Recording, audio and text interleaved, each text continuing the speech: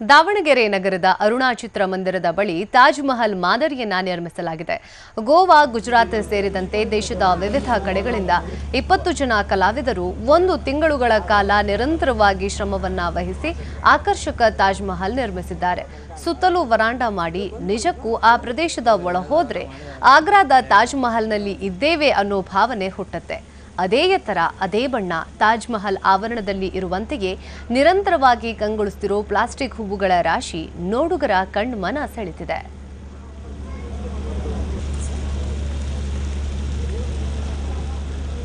ಅಲ್ಲ